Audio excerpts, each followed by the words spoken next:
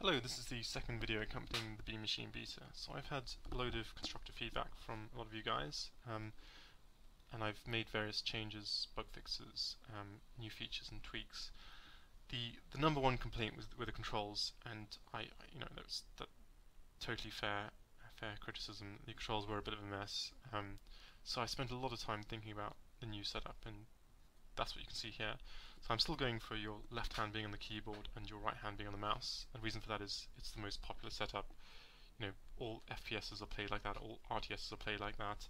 If you think back to the old arcade machines, it would be your left hand on the joystick and your right hand on the buttons. So that's what I definitely want to go for. The difference now is that you use your right hand to rotate. So you use left click and right click to rotate. So it's actually very similar to the old joypad controls for this style of game, so it should feel a lot more natural. Also, if you don't like the controls, you can just go into the settings and you can rebind them to whatever you like. So for example, you click on this, you bind it to O, or you can restore the defaults. I would highly recommend that you go with the defaults, because once you get used to them, they are really awesome. I don't think there's going to be a better setup than the current defaults. Yeah, so I'm going to play a game now and show you some of the new stuff. Something that someone said is that they didn't bother going online because they assumed that there wouldn't be any other players, which is totally untrue, because there's always bots on there. So I'm going to go online.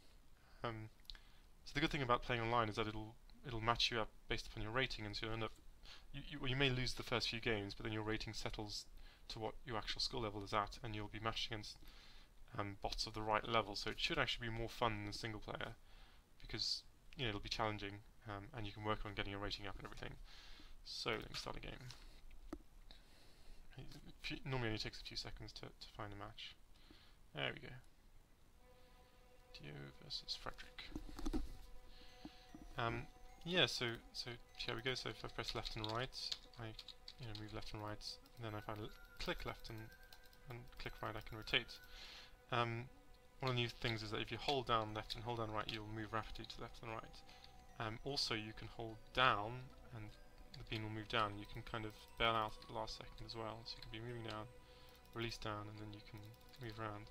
So that's slightly different to dropping the beams, which is space. If I press space, they drop. And the good thing about that is that you can you immediately commit and you get the next beam, so you can do combos more quickly by using space. So space is still, dropping the beams is still what you should ideally be doing, and it's probably what the pros will always be doing. But if you're kind of in two minds about it, you can use down instead and bail out. So they do have different functions, and both are useful in their own right. Another feature is that you can see the beams through the top, so you can see what's going on before they initially move down. What else is there? Oh, you can actually see your lives now. Oh, and there's this concept of overflow. So you see how there's that sort of white circle filling up that sort of thing in the middle. I haven't got a name for it yet. The idea is that when your resources are full, so when the spiral has made more than 3 full 360-degree turns, your resources get put into the center and they get turned into an automatic attack. So if you watch here, you see how they attack the opponent, send 4 blocks over there. So although that's actually a very weak and poor use of your resources, and really ideally you want to be facing bonuses, it's better than nothing. And I've started to find it really frustrating when I would be at full resources and I'd get a really big awesome combo and it would totally go to waste because I'd forgotten to place a bonus anywhere. So at least you get something out of it now. Oh, and of course I should mention how you place bonuses is totally different now. So you see there's a sort of action bar on the left here showing your keybinds, so 1, 2, 3, 4 for the 4 bonus types.